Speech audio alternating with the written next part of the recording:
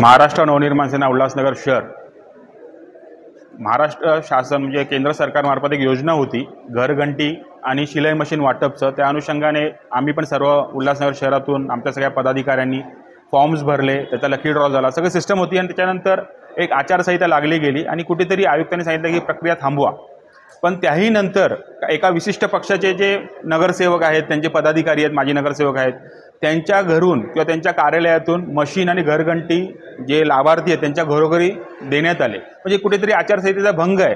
आणि त्याच्या पलीकडेही की एक जी कंपनी आहे बिझनेस सोल्युशन, आमच्या माहितीप्रमाणे त्याचा काही स्टाफ ह्या महानगरपालिकेच्या सेकंड फ्लोअरला निवडणूक विभाग आहे, त्या विभागामध्ये तिथे बसून 10 ते 12 स्टाफ बसून डेटा एंट्री करत आहे, ते सगळे फॉर्म हाताळत आहे की अशा हा स्टाफ ज्याला महानगरपालिकेने कुठेही नियुक्ती केलं नाही, मग हा स्टाफ आला कसा, हा कोणाच्या सांगण्यावरनं आला, ह्याची मेन चौकशी आयुक्त साहेबांनी करावी। आणि आयुक्त साहेबांनी ह्याच्यावरती म्हणजे सखोल चौकशी करून ज्या अधिकाऱ्यामार्फत हे आले असतील किंवा जे उजवे डावे काय असतील त्या पक्षाचे, त्यांच्यावरती एक गुन्हा दाखल करावा की जेणेकरून महानगरपालिके म्हणजे रामभरोसे आहे का, कोणी यावं, कुठेही बसावं, कुठेही काही हाताळावं आणि एंट्री करावी।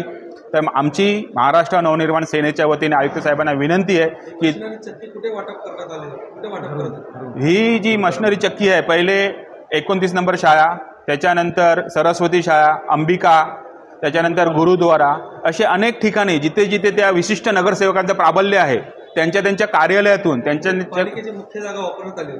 पारेख आणि मुख्यालयातून पण वाटलं गेलं रात्री 11 वाजता। अरे अशी काय इमर्जन्सी आहे की रात्री 9 वाजता, 10 वाजता, 11 वाजता तुम्ही वाटता आचारसंहितेमध्ये?